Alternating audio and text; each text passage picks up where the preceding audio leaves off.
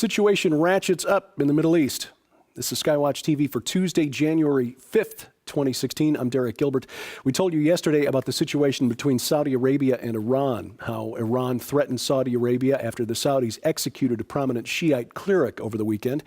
The Saudis responded by severing diplomatic ties with Iran, followed suit by Iran, or Bahrain rather, which is a majority Shia island, although the government is Sunni. Now the United Arab Emirates and Sudan have recalled their ambassadors from Tehran. Kuwait has not, but says it backs all measures adopted by Saudi Arabia to maintain its stability and security. This isn't all-out war, at least not yet, but remember that Iran on the one hand and Saudi Arabia as the leading Sunni power in the Middle East on the other hand are essentially backing opposite sides in the proxy war in Yemen and, of course, backing opposite sides in the ongoing fighting in Syria and Iraq, where there are reports coming now of Shiite backlash against Sunnis. So in light of all of this, the map now on your screen may have suddenly become the most important geopolitical map in the world, showing the breakdown of the percentages of Sunnis and Shias in the nations around the world. What appears to be developing is a sectarian war between branches of Islam that hate each other almost as much, if not more, than they hate Jews and Christians. Here at home, as the floodwaters recede, an environmental disaster may be looming in St. Louis. The area there may soon learn what happens when radioactive byproduct from the Manhattan Project comes into contact with an underground fire at a landfill that is then soaked by 12 inches of rain in 48 hours. The underground fire burning at the Westlake and Bridgeton landfills, located just northwest of St. Louis International Airport, is coming dangerously close to radioactive material dumped there back in 1973. And unfortunately, even though 100,000 tons of nuclear weapons-related material is dumped at the site, nobody knows the exact physical boundaries of where that material is located. Now, a peer-reviewed study published on December 30th by a group looking into the soil, sediment, and house dust samples taken from a 77-square-mile area around the landfill report that radiological contaminants have, in fact, spread to populated areas in northwest St. Louis County. Co-author of the study told a reporter that the material that they found is hotter than what you'd find at a uranium mill tailings operation. Another problem at the landfill site, of course, the emission of radon gas caused by the decay of radium, thorium, uranium, and other radioactive materials precipitates out of the atmosphere as lead-210, which is considered a leading cause of lung cancer.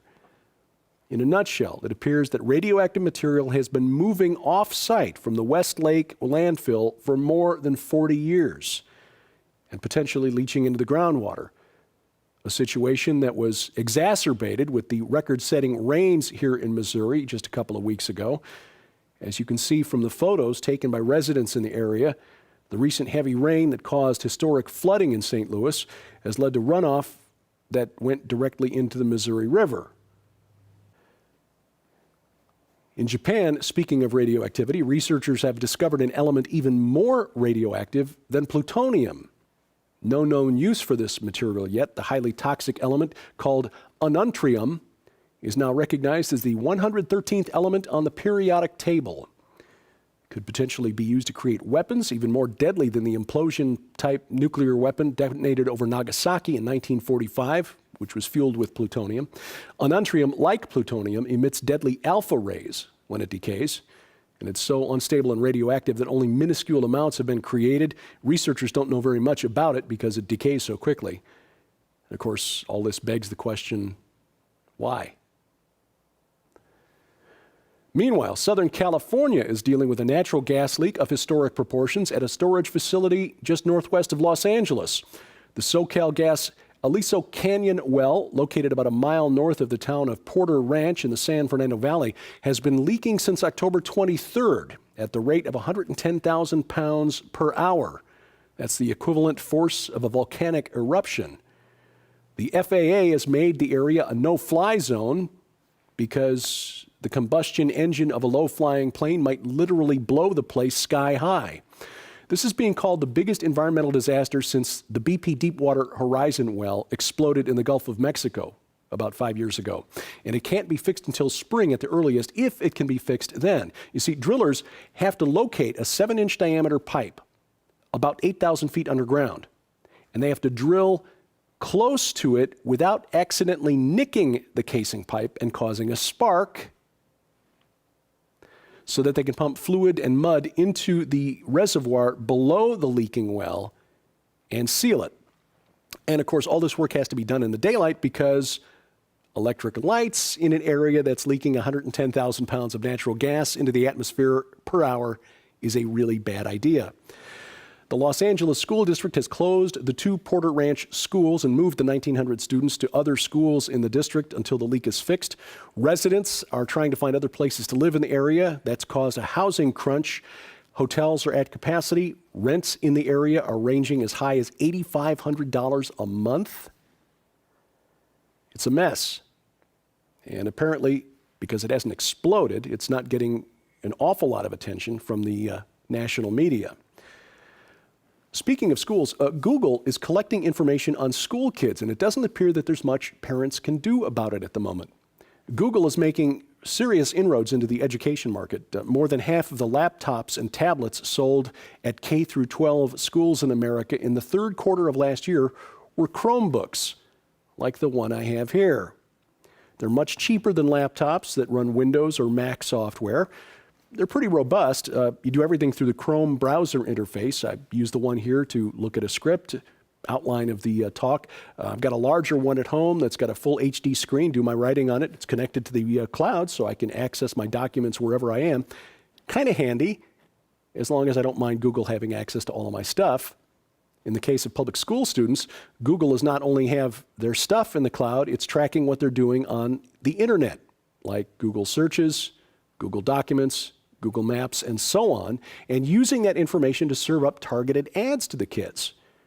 Parents who object can't stop the data collection process because under the law, Google is considered a school official for the purpose of student privacy.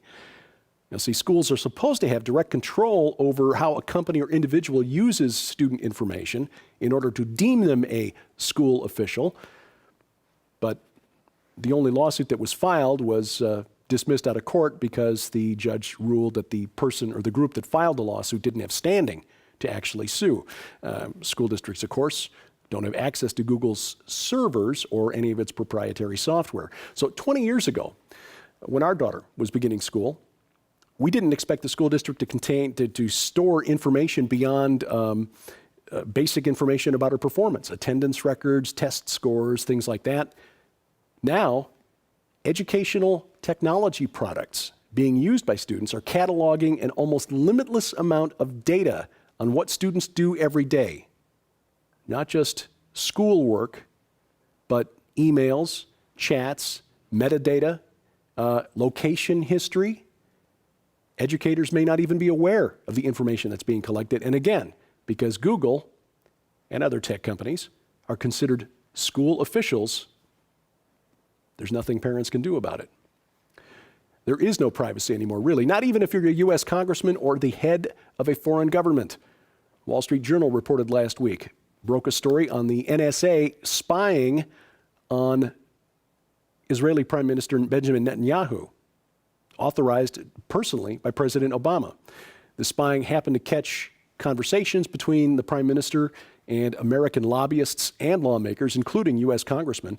This all taking place during the debate over the Iran nuclear deal.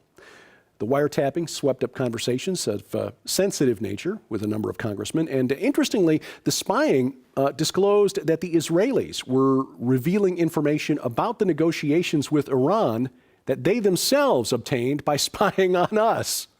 So, needless to say, this is the way the world works in the 21st century. Friends spy on friends. As Ronald Reagan said, trust but verify, I guess.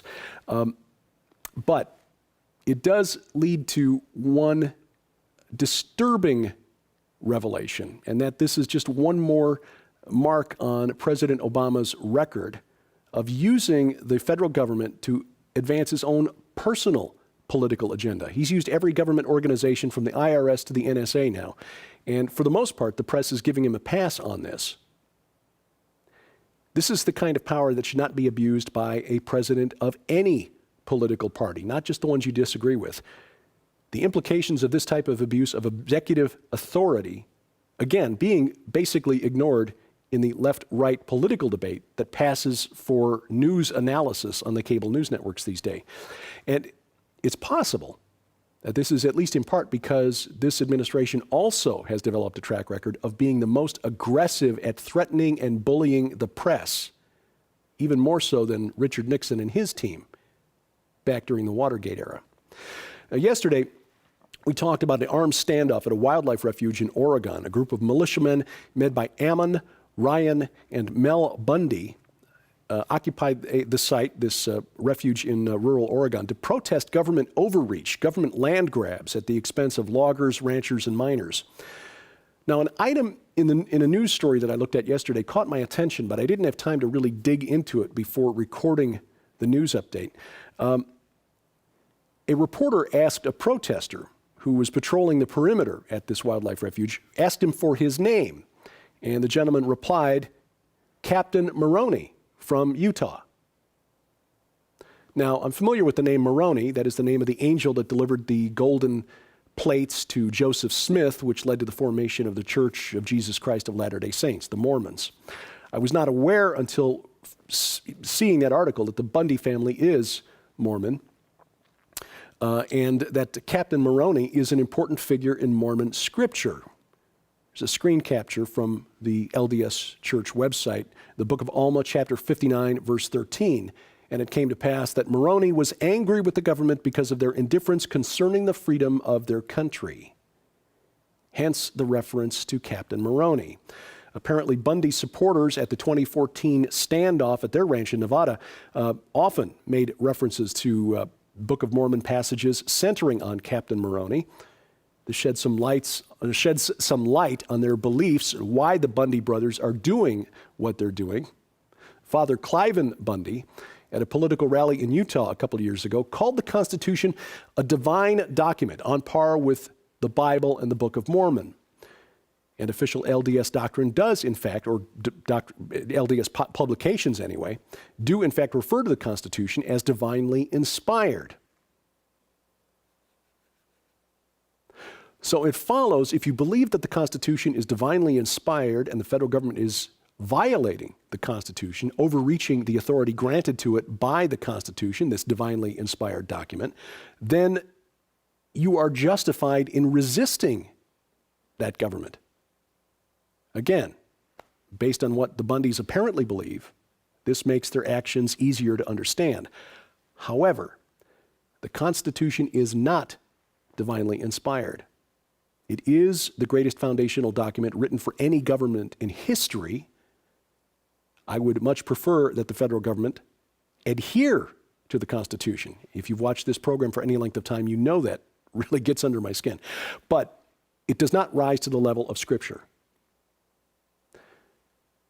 The Bible trumps the Constitution. And as much as it aggravates me, and as much as it certainly is causing pain and distress to the families and supporters of the Bundys and the Hammonds in Oregon, Romans 13, 1 through 7, and 1 Peter 2, verses 13 and 14, trump the Constitution. And we as Christians must make our decisions about our actions based on the Bible. Looking at the year ahead, it is going to be a pivotal year in many ways, politically, perhaps prophetically. We talk about that tonight on SkyWatchTV, which airs at 9:30 p.m. Eastern Time on the Christian Television Network. That's UTC-5.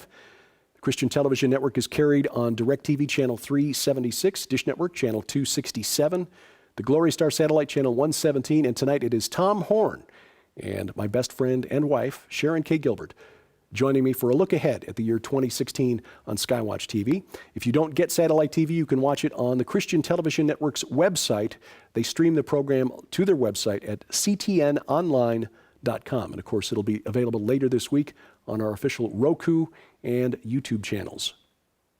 And of course, just with a simple click, you can support SkyWatch TV by sharing our videos and Facebook posts, and of course, our items at our Twitter feed. You'll find those here, and you'll also find me online when I choose to pontificate on the internet.